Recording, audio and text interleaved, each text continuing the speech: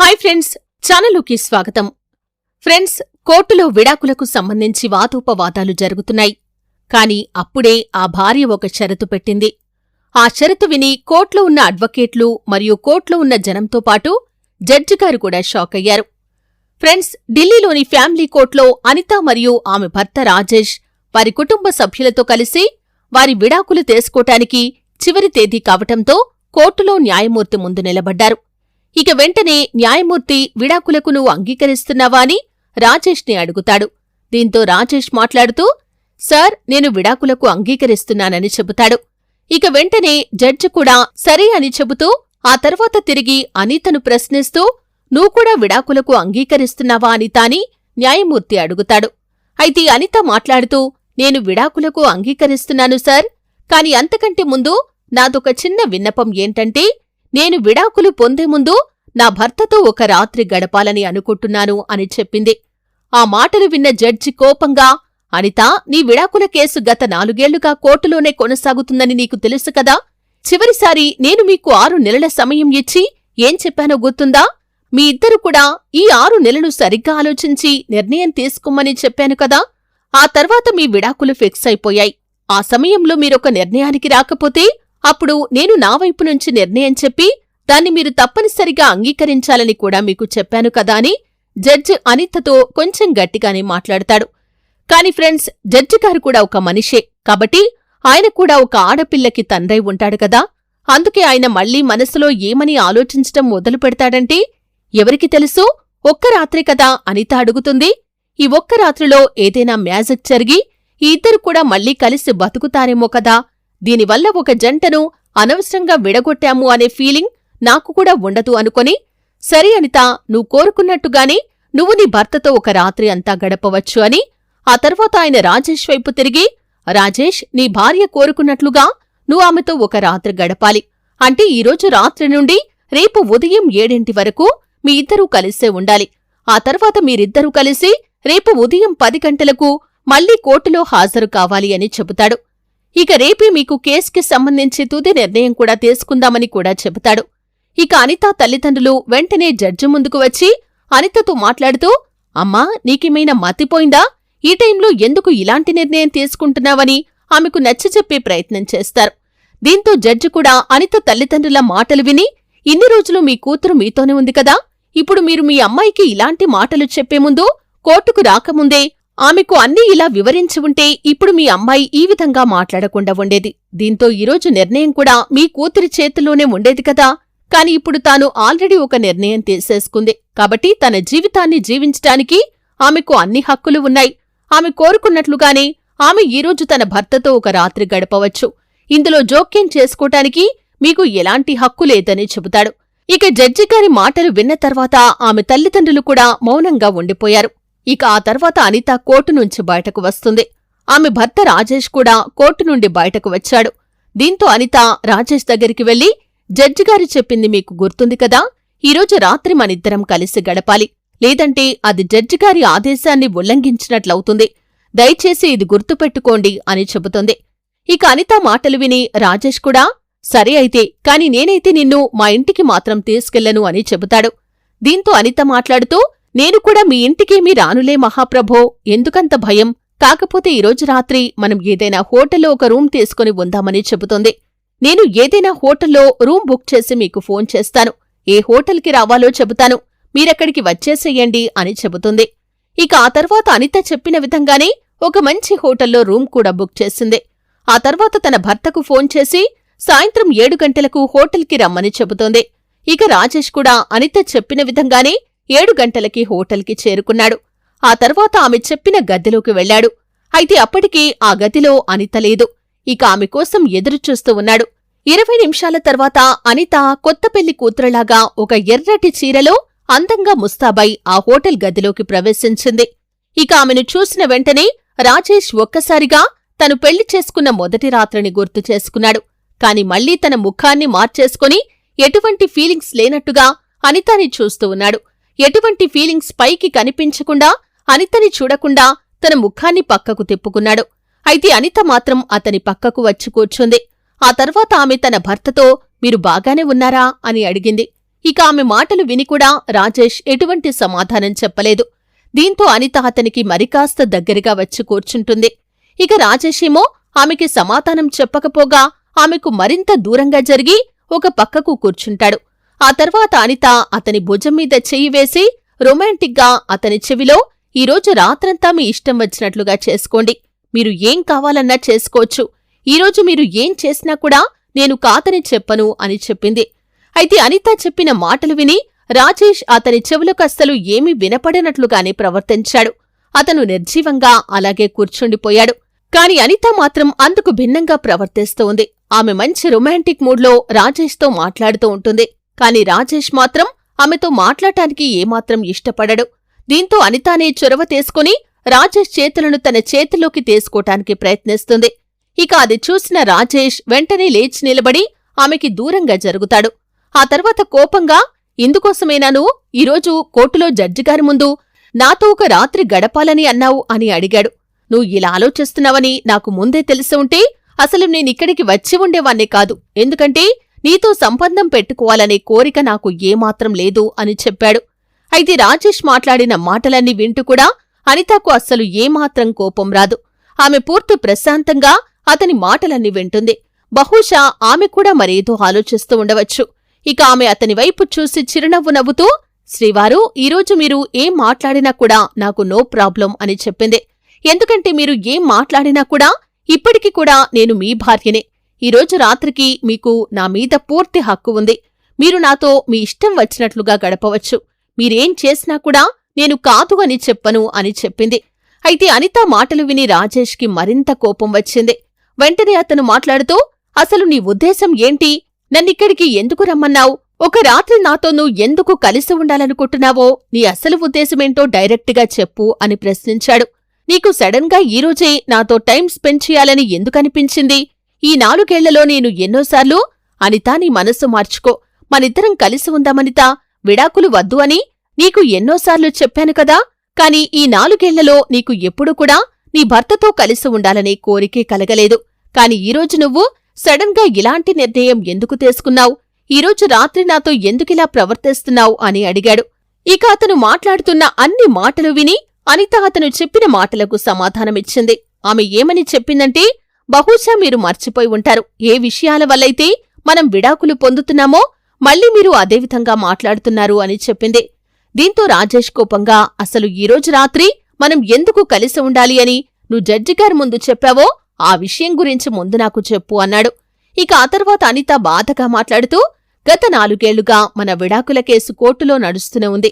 కాని గత 3 ఏళ్లుగా మీరు నాతో విడాకులు వద్దు అని జడ్జిగారి ముందు చెబుతూనే ఉన్నారు. అయితే చివరిసారిగా మనం 6 నెలల క్రితం కోర్టులో కలిసినప్పుడు మీరు జడ్జిగారి ముందు విడాకులు కావాలని కోరారు. అంటే మీకు కూడా నాతో కలిసి జీవించాలనే కోరిక చచ్చిపోయిందా అని ప్రశ్నించింది.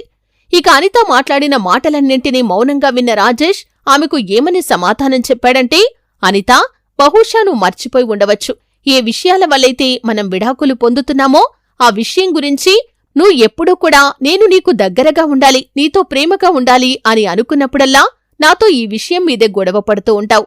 నన్ను ప్రతిసారి దెప్పి పొడుస్తూనే ఉంటావు. కేవలం నీతో శారీరక సంబంధం పెట్టుకోటానికి నేను నీతో మంచిగా మాట్లాడుతున్నానని, యాక్టింగ్ చేస్తున్నాను అని నన్ను ఎప్పుడూ కూడా అవమానిస్తూనే ఉన్నావు. నేను ఆఫీస్లో బిజీగా ఉన్నప్పుడల్లా నువ్వు నన్ను సరిగా పట్టించుకోవటం లేదని నాతో గొడవ పడ్డావు తప్ప నేను నీ ప్రతి అవసరాన్ని తీర్చడానికే కష్టపడుతున్నాను అనే విషయాన్ని మాత్రం మర్చిపోయావు. నీతో ప్రేమగా మాట్లాడితేనే నీ మీద ఇష్టం ఉన్నట్లు కాదు కదా. మనిద్దరి జీవితాలు బాగుండటానికే నేను ఆఫీస్లో కష్టపడుతున్నాననే విషయాన్ని మర్చిపోయి నీతో ఎప్పుడూ టైం స్పెండ్ చేయటం లేదని నా మీద అలిగి మీ పుట్టింటికి వెళ్ళిపోయావు. ఇలా ఎన్నో చిన్న చిన్న విషయాల్లో నాతో ఎన్నోసార్లు గొడవ పెట్టుకున్నావు. ఈరోజు మళ్లీ తిరిగి నన్నే ప్రశ్నిస్తున్నావా అని రాజేష్ అనితతో అన్నాడు. ఇక ఆ మాటలన్నీ విన్న అనిత ఆ పాత విషయాలన్నింటి గురించి ఇప్పుడు మీతో నేను గొడవ పడాలి అనుకోవటం లేదు. నేను ఈరోజు మీతో కలిసి మాట్లాడాలనుకున్న విషయం వేరే ఉంది అని చెప్పింది. ఎందుకంటే అనితాకి తన భర్త ప్రవర్తన ఎలా ఉంటుందో బాగా తెలుసు. ఇక వెంటనే అనిత రాజేష్ వైపు చూస్తూ, బహుశా ఈ ప్రపంచంలో నీలాంటి వ్యక్తి ఎవరూ ఉండరేమో. ఎందుకంటే నాలాంటి అందమైన వయసులో ఉన్న అమ్మాయి, అది కూడా మీ భార్య, మీ ముందు ఇంత అందంగా రెడీ అయి మీరు ఏం చేసినా అన్నింటికీ సిద్ధమే అని అంటున్నా మీరు ఏవేవో కారణాలు చెప్పి నాకు దూరంగా ఉంటున్నారు. మీకు నిజంగా నా మీద ప్రేమనేది పూర్తిగా చచ్చిపోయిందని నాకర్థమవుతుంది అని చెప్పింది. ఇక ఆమె మాట్లాడిన మాటలు విన్న రాజేష్ మరొక్కసారి ఆమెకు స్పష్టంగా చెప్పాడు. నేను నీకు ఆల్రెడీ చెప్పాను కదా, నీతో ఇక మీదట ఎటువంటి రిలేషన్ పెట్టుకునే ఉద్దేశం నాకు లేదని. ఎందుకంటే నువ్వు మర్చిపోయావేమో. నీకు గుర్తులేకపోతే నన్ను గుర్తు చేయమంటావా చెప్పు? నాతో నువ్వు ఏం చెప్పావో మర్చిపోయావా? నువ్వేమన్నావు? ఆడదాని నుండి మగవాడు కేవలం ఒక శారీరక సుఖాన్ని మాత్రమే కోరుకుంటాడు అని చెప్పావు. ఇక అది దొరికిన వెంటనే ఆమె గురించి భర్త అసలు ఏమీ పట్టించుకోడు అని చెప్పావు కదా. మరి నాతో అలా మాట్లాడి అవమానించిందానివి ఈరోజు నాతో ఎందుకు ఈ విధంగా ప్రవర్తిస్తున్నావు? మళ్ళీ నాతో రిలేషన్షిప్ ఎందుకు పెట్టుకోవాలి అని అనుకుంటున్నావు? అసలు ఇంతకీ అసలు విషయం ఏంటో చెప్పు అనితా. నువ్వు ఏదో మనసులో పెట్టుకుని నన్ను కలవాలి అనుకున్న విషయం నాకు తెలుసు అని చెప్పాడు. కాబట్టి నీ మనసులో ఉంది ఏంటో ధైర్యంగా చెప్పు అన్నాడు. దీంతో ఆమె ఏమని చెప్పిందంటే, మీరు బాగానే అర్థం చేసుకున్నారు శ్రీవారు. మీతో సంబంధం పెట్టుకునే ఉద్దేశం నాకు కూడా లేదు. ముఖ్యంగా మీతో ఎంజాయ్ చేయడానికి మాత్రమే ఈరోజు మీతో ఈ రాత్రి గడపాలని నేను అనుకోలేదు. నేను కేవలం ఒక ప్రశ్నకి సమాధానం తెలుసుకోవటం కోసమే ఈ రాత్రి మీతో గడపాలని అనుకున్నాను. అది ఏంటంటే, మన ఇద్దరి విడాకుల కేస్ 4 ఏళ్లుగా నడుస్తూనే ఉంది. 3 ఏళ్ల నుండి ప్రతిసారి జడ్జిగారి ముందు నాకు విడాకులు వద్దంటూ మీరే ఈ కేసును ఇంతవరకు తీసుకొచ్చారు. కాని చివరిసారిగా మనం 6 నెలల క్రితం కోర్టులో కలిసినప్పుడు మీరు జడ్జిగారి ముందు నేను కూడా విడాకులకు సిద్ధమే సార్ అని చెప్పారు. అటువంటప్పుడు మీరు నా నుంచి విడిపోయిన తర్వాత చాలా సంతోషంగా ఉండాలి కదా, హ్యాపీగా మీ ఫ్రెండ్స్తో తిరుగుతూ ఉండాలి కదా. ముఖ్యంగా మీరు చూడటానికి చాలా బలహీనంగా కనిపిస్తున్నారు. అప్పుడే నేను మిమ్మల్ని చూసి మీరెందుకు ఇలా అయిపోయారని ఆలోచిస్తూనే ఉన్నాను. మీ కళ్ళు కాని మీ ముఖం కాని చూస్తే మీకు జీవితం మీద విరక్తి కలిగినట్లుగా, మీ జీవితం మీకు ఇష్టం లేదన్నట్లుగా మీరు కోర్టులో ఫీలవుతూ నాకు కనిపించారు. కాని అసలు 6 నెలల్లో ఏం జరిగింది? ఈరోజు కూడా మీ ముఖం ఎందుకు ఇలా పీక్కపోయి చాలా బలహీనంగా కనిపిస్తున్నారు? ఎప్పుడు ఎన్ని కష్టాలు వచ్చినా, మనిద్దరి మధ్య ఎన్ని గొడవలు ఉన్నా కూడా మీరెప్పుడూ నలుగురిలో చాలా ప్రశాంతంగా కనిపిస్తూ ఉండేవారు కదా.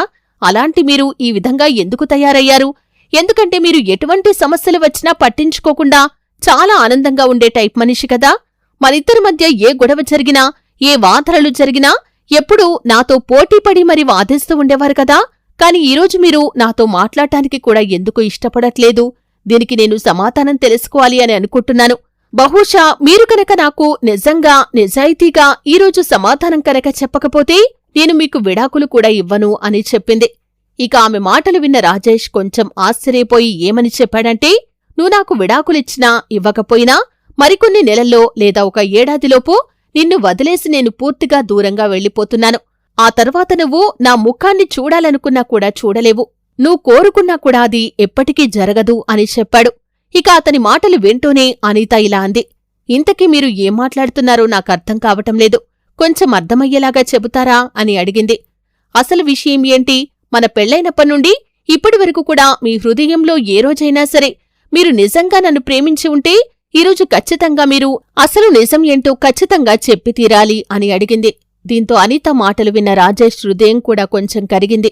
ఎందుకంటే ఆమె కళ్ల నుండి అప్పటికే కన్నీళ్లు ప్రవహించటం మొదలవటాన్ని రాజేష్ గమనిస్తూ ఉన్నాడు. ఇక ఆమె ఏడుపు చూసి రాజేష్ కూడా కరిగిపోయి అసలు నిజాన్ని చెప్పటం మొదలుపెట్టాడు. మనం చివరిసారి కోర్టులో కలిసినప్పుడు అంటే 6 నెలల క్రితం నీకు గుర్తుంది కదా. దానికి 2-3 రోజుల క్రితం నాకు అకస్మాత్తుగా కడుపులో నొప్పి వచ్చింది. ఆ తర్వాత నేను హాస్పిటల్కి చెకప్ చేయించుకోటానికి వెళ్లాను. నేను మొత్తం చెకప్ చేయించుకున్న తర్వాత బయటపడిన విషయం ఏంటంటే నాకు స్టమక్ క్యాన్సర్ ఉందని తెలిసింది. బహుశా ఇప్పుడు నేనొక 6 నెలలు లేదా 1 ఏడాది కంటే ఎక్కువ రోజులు బ్రతకనని డాక్టర్ చెప్పేశాడు. బహుశా నీతో కలిసి ఉన్నా లేదా మనకు పిల్లలు పుట్టినా కూడా నాకు బతకాలనే ఒక ఆశ ఉండేది. కాని ఇప్పుడు నా జీవితంలో నాకు ఎటువంటి లక్ష్యం కాని బాధ్యత కాని లేవు. అందుకే ఇప్పుడు నా జీవితం మీద కూడా నాకు ప్రేమ అనేది పూర్తిగా పోయింది. ఇప్పుడు నేను పోగొట్టుకోటానికి నా దగ్గర ఏమీ లేదు. అందుకే నాకు ఈ జీవితం మీద పూర్తిగా ఇంట్రెస్ట్ పోయింది. ఇక నేను బ్రతికి ఉన్నా ఎటువంటి ఉపయోగం లేదని నాకర్థమైపోయింది. నా జీవితం మీద ఉన్న ఆశలు అన్నింటినీ ఇప్పటికీ వదిలేసుకున్నానని రాజేష్ చెప్పాడు. ఇక తన భర్తకు క్యాన్సర్ అని తెలిసిన వెంటనే, అది కూడా అతని నోటి ద్వారా విన్న వెంటనే అనిత ఎంతో భావోద్వేగానికి గురైంది. ఆమె కళ్లల్లో నుంచి కన్నీరు రావటం మొదలైంది. దీంతో ఆమె ఆలోచించటం మొదలుపెట్టింది. ఏ భర్త యొక్క దీర్ఘాయువు కోసమైతే తాను పెళ్లి చేసుకున్నప్పటినుండి వారంలో 3-4 రోజులు ఉపవాసముండేదో, ఆ ఉపవాసాలు ఉండటం మూలంగా అతనికి దూరంగా ఉన్నప్పుడు తన భర్త తనతో ఎప్పుడూ గొడవ పడుతూ ఉండేవాడో, ఈ ఉపవాసాలు ఎందుకు నన్ను దూరంగా ఉంచటానికాని తనని నిందిస్తూ ఉండేవాడు. అలాంటి తన భర్త కోసం ఎన్నో పూజలు ఉపవాసాలు చేసింది. అటువంటి తన భర్త ఈరోజు మృత్యువుతో ఒంటరిగా పోరాడుతున్నాడు. అన్నింటికీ మించి ఆయన తాను జీవించటానికి కూడా ఇక మీదట ఎటువంటి ఆశలేదని చెబుతున్నాడు.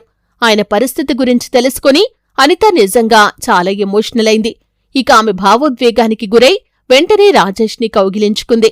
అయితే రాజేష్ మాత్రం అనిత తనని దగ్గరికి తీసుకున్నా కూడా ఎటువంటి స్పందన లేకుండా అలాగే నిల్చుండిపోయాడు. అతని మనసులో ఏమని అనుకుంటున్నాడంటే, ఇక మీదట నేను బ్రతికి ఉండేది లేదు.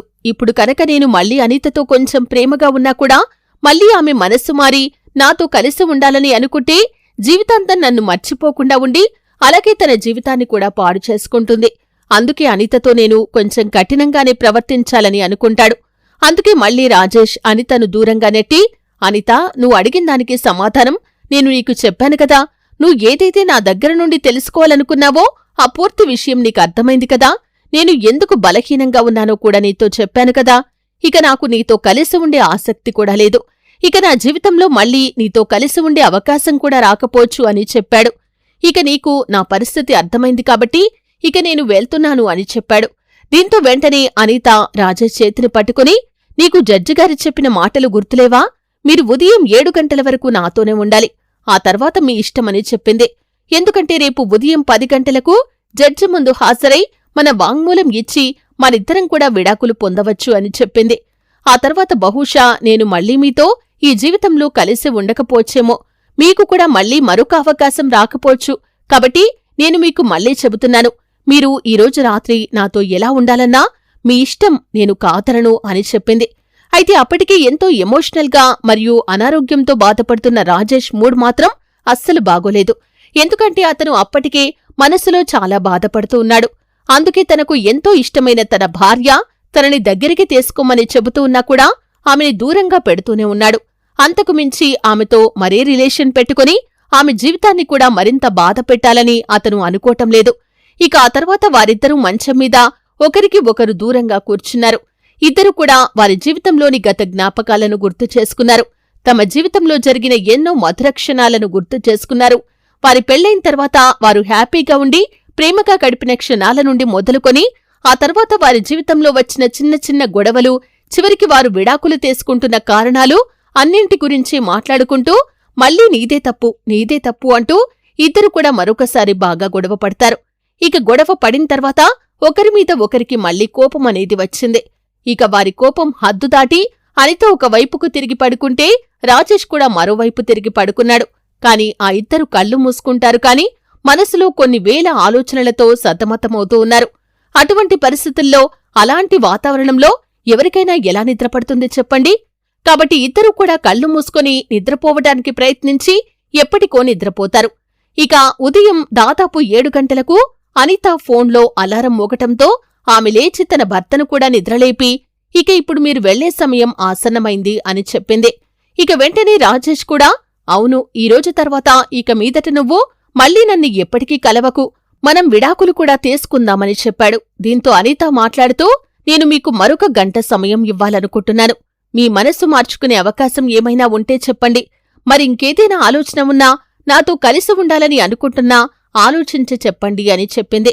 కాని రాజేష్ మాత్రం ఆమె మాటలను నిరాకరించాడు. అతను నా నిర్ణయం మార్చుకునే అవకాశం లేదని చెప్పి అక్కడి నుండి వెళ్లిపోయాడు. ఇక ఆ తర్వాత ఇద్దరు కూడా మళ్లీ వారి కుటుంబ సభ్యులతో కలిసి ఉదయం 10 గంటలకు కోర్టులో హాజరవుతారు. అయితే అప్పటికే ఆ ఇద్దరి మనసులో కూడా వారి మార్గాలు వేరుగా ఉంటాయి. ఇక జడ్జి కూడా ఉదయాన్నే ఆ రోజు చాలా కొత్త ఉత్సాహంతో కోర్టుకు వస్తాడు. ఎందుకంటే బహుశా ఈ దంపతులు ఈరోజు కలుస్తారేమో అని ఆయన కూడా ఆలోచిస్తూ ఉండవచ్చు. దీనికి కారణం ముందు రోజు రాత్రి ఒకరితో ఒకరు గడిపారు కాబట్టి వారిద్దరూ మనస్సు మార్చుకొని కలిసిపోతారేమోనని ఆయన భావిస్తూ ఉంటాడు. దీంతో వారికి విడాకులు ఇవ్వాల్సిన అవసరం లేదని కూడా ఫీలవుతాడు. ఇక అలా ఆలోచించిన న్యాయమూర్తి ముందుగా రాజేష్ని పిలిచి, నువ్వు ఇప్పటికీ కూడా విడాకులు కావాలని కోరుకుంటున్నావా అని అడిగాడు. దీంతో రాజేష్ వెంటనే జడ్జిగారికి సమాధానమిస్తూ, అవును సార్, నాకు విడాకులు కావాలి అని చెప్పాడు. ఇక అతని మాటలు విన్న జడ్జిగారు ఆశ్చర్యపోయారు. ఇక ఆయన మనసులో ఏమని అనుకుంటాడంటే, 3 ఏళ్ల నుండి కూడా విడాకులు వద్దన్న ఈ వ్యక్తి ఈరోజు ఇలా చెప్పాడంటే ఖచ్చితంగా అనిత కూడా విడాకులు కావాలని చెప్పటంలో ఆశ్చర్యం ఏముంది అని అనుకుని ఇక ఈ జంటకు విడాకులు ఇవ్వటం తప్ప వేరే మార్గం లేదని జడ్జి అనుకున్నాడు. ఆ తర్వాత ఆయన అనితను కూడా పిలిచి నువ్వు కూడా విడాకులు కోరుకుంటున్నావా అని అడిగాడు. అయితే అనిత మాట్లాడుతూ సార్, నేను నా భర్తతో విడాకులు తీసుకోవాలని అనుకోవటం లేదు, నేను ఆయనతో కలిసి ఉండాలని కోరుకుంటున్నాను అని చెప్పింది. ఆయన నన్ను తనతో పాటు ఉంచుకున్నా లేదా బలవంతంగా అయినా సరే ఆయన ఇంట్లోనే నేనుంటాను, ఇక మీదట నేను ఆయన్ని విడిచి ఎక్కడికి వెళ్లలేనని చెప్పింది. ఎందుకంటే ఈరోజు నా భర్త చాలా బాధకరమైన పరిస్థితుల్లో ఉన్నాడు, ఆయనకు నేనిప్పుడు సపోర్ట్గా ఉండాలని అనుకుంటున్నాను. అతన్ని ఈ సమయంలో నేను ఒంటరిగా వదిలి ఎక్కడికి వెళ్లాలి అని అనుకోవటం లేదని చెప్పింది. ఈ సమయంలో కనుక నేను ఆయనకు తోడుగా ఉండకపోతే బహుశా ఆయన మరింత డిప్రెషన్లోకి కూడా వెళ్లిపోవచ్చు, అలాగే తన జీవితాన్ని విషాదంగా ముగించేయవచ్చు కూడా. ఈ విధంగా ఆయన నాకు దూరమవ్వటం నేను భరించలేను, అలాగే జీవితంలో నన్ను నేను ఎప్పటికీ క్షమించుకోలేను అని చెప్పింది. దీంతో జడ్జిగారు మాట్లాడుతూ 4 ఏళ్ల నుండి ఎప్పుడు కూడా నాకు విడాకులు కావాలని అంటూ ఉన్నావు కదా అనిత, మరి ఎందుకు ఈ విధంగా నీ మనసును ఇలా మార్చుకున్నావు? అసలు నీ భర్తకు వచ్చిన సమస్య ఏంటి అని ప్రశ్నించాడు. ఇక వెంటనే అనిత ఏమని చెప్పిందంటే, జడ్జిగారు, ఈ 2 రోజుల్లో నేను ఏదైతే నా కళ్లతో చూశానో బహుశా నా జీవితంలో ఎప్పుడు కూడా నేను ఇటువంటి పరిస్థితిని ఎదుర్కోలేదు, అందుకే ఇప్పుడు నేను నా నిర్ణయాన్ని మార్చుకున్నాను. అసలు విషయం ఏంటంటే నా భర్త స్టమక్ క్యాన్సర్తో బాధపడుతున్నాడు. ఈ విషాద సమయంలో నేను ఆయనకి తోడుగా ఉండాలని అనుకుంటున్నాను. ఆ తర్వాత ఏం జరిగినా కూడా నాకు పర్వాలేదు అని చెప్పింది. ఇక అనిత మాటలు విన్న వెంటనే ఆమె తల్లిదండ్రులు కోపంగా ఆమె దగ్గరికి వచ్చి, అనితా, నీకేమైనా మతిపోయిందా? అతనికి క్యాన్సర్ ఉందని తెలిసి కూడా, మరికొద్ది రోజుల్లో అతను చనిపోతాడని తెలిసి కూడా నువ్వు మళ్లీ రాజేష్తో కలిసి ఉండాలని కోరుకుంటున్నావా? తల్లి, నువ్వు ఎందుకు నీ జీవితాన్ని పాడు చేసుకోవాలి అనుకుంటున్నావు? ఇలాగూ విడాకులు తీసుకోవాలని నిర్ణయించుకున్నావు కదా, నీ జీవితాన్ని వృధా చేసుకోకమ్మా, నీకు మేము మళ్లీ ఒక మంచి వ్యక్తినిచ్చి మరొక పెళ్లి చేస్తాం అని చెప్పారు. కాని అనిత మాత్రం తన తల్లిదండ్రుల మాటలను పూర్తిగా తిరస్కరించింది. ఇక మీదట నేను నా భర్తతోనే కలిసి జీవించాలనుకుంటున్నాను అని చెప్పింది. ఎందుకంటే ఈరోజు కనుక నేను మళ్లీ నా భర్తతో కలిసి తన ఇంటికి వెళ్లకపోతే బహుశా నా జీవిత కాలం కూడా నేను ఈ రోజును ఎప్పటికీ కూడా మర్చిపోలేను, నన్ను నేను క్షమించుకోలేను అని చెప్పింది. కాబట్టి దయచేసి అమ్మా నాన్న, నన్ను ఈరోజు మాత్రం ఆపకండి, నేను ఆయనతో వెళ్లాలనుకుంటున్నాను అని చెప్పింది. దీంతో తన భార్య మాటలు విని రాజేష్ కూడా కన్నీటి పర్యంతమవుతాడు. అతను కుర్చీలో కూర్చుని ఎడవటం మొదలుపెట్టాడు. ఇక ఆ తర్వాత అనిత కూడా రాజేష్ దగ్గరికి వెళ్లి, ఏమండీ, మీరు ఏడవకండి, నేను మీ మీద జాలితో కాదు, మీ మీద ప్రేమతోనే మీతో కలిసి ఉండాలని కోరుకుంటున్నట్లు చెప్పింది. మీరు నిన్న రాత్రి ఏం చెప్పారో గుర్తుంది కదా, నేను బ్రతికి ఉండటానికి నాకంటూ ఏ ఆశ కాని లక్ష్యం కాని లేదని చెప్పారు కదా, ఇప్పుడు మీకు జీవితంలో ఒక లక్ష్యం ఉంది. ఇక మీదట మీరు మీ భార్య కోసమైనా బ్రతికే ఉండాలి, మీ ఆరోగ్యాన్ని మీరు చాలా జాగ్రత్తగా చూసుకోవాలి అని చెప్పింది. మీరు నా కోసమైనా సరే జీవించి ఉండాలని చెప్పింది. దీంతో రాజేష్ కూడా చిరునవ్వు నవ్వుతూ చాలా సంతోషంగా అనిత చేతిని పట్టుకున్నాడు. ఆ తర్వాత ఆమెను కౌగిలించుకున్నాడు. ఇక జడ్జి కూడా ఆ దంపతులను చూసి హ్యాపీగా ఫీలై వాళ్ల విడాకుల కేసును కొట్టివేశాడు. చివరికి ఆ ఇద్దరి జంట ఎలాగోలా కలిసింది. దేవుడా, ఇక మీదట నీమీదే భారం, ఈ జంట విడిపోకుండా ఉండటానికేమో 4 ఏళ్ల నుండి ఈ కేసును ఈ విధంగా సాగేలాగా చేశావు. నా జడ్జిమెంట్ అయితే నేనిచ్చాను, కాని ఫైనల్ జడ్జిమెంట్ నీ చేతిలోనే ఉంది. కాబట్టి ఈ జంట ఎప్పటికీ కలిసి ఉండేలాగా, అతని ఆరోగ్యం బాగుండేలాగా చెయ్యి స్వామి అని జడ్జి కూడా మనసులో ప్రార్థించాడు. ఆ తర్వాత అనిత ఆనందంగా తన భర్తతో కలిసి తన అత్తవారింటికి వెళ్ళింది. తన భర్తను జాగ్రత్తగా చూసుకోవటం మొదలుపెట్టింది. ఇంతకుముందు ఎప్పుడూ చూసినా కాని తన భర్తతో చిన్న చిన్న వాటికే గొడవలు పెట్టుకునే అనిత ఇప్పటినుండి తన భర్తను మరింత కేరింగ్గా, ప్రేమగా చూసుకోవటం చూసిన రాజేష్ కూడా తన భార్య కోసమైనా జీవించాలనే ఆకాంక్షతో జాగ్రత్తగా ట్రీట్మెంట్ తీసుకుంటూ మంచి డైట్ ఫాలో అవ్వటం మూలంగా అతని క్యాన్సర్ కూడా నయమవుతుందని డాక్టర్ వారికి ఒక భరోసా ఇచ్చారు. ఆ తర్వాత నుండి వారు మరింత ఆనందంగా కలిసి జీవించటం మొదలుపెట్టారు. ఈ విధంగా 4 ఏళ్ల నుండి విడిపోవాలని కోరుకున్న ఈ జంట తిరిగి మళ్లీ ఒకటై హ్యాపీగా వారి జీవితాలను చాలా చక్కగా గడుపుతున్నారు. చూశారు కదా ఫ్రెండ్స్, అనిత అనే అమ్మాయి జీవితంలో జరిగిన ఈ సంఘటన గురించి. మరి ఈ సంఘటనపై మీ అభిప్రాయం ఏంటో, అలాగే ఈ వీడియోని మీరు ఏ ప్రాంతం నుండి చూస్తున్నారో కింద కామెంట్ బాక్స్లో కామెంట్ చేయండి. దీనివల్ల మా వీడియో ఏ ప్రాంతం వరకు చేరుకుందనే విషయం మాకు కూడా అర్థమవుతుంది. ఫ్రెండ్స్, ఇది మరి ఇవాల్టి మన వీడియో. ఈ వీడియోని లైక్ చేసి మీ ఫ్రెండ్స్ అందరికీ ఖచ్చితంగా షేర్ చేయండి. అలాగే మరిన్ని ఇలాంటి వీడియోల కోసం మా ఛానల్ని సబ్స్క్రైబ్ చేసుకోవటం మర్చిపోకండి. జై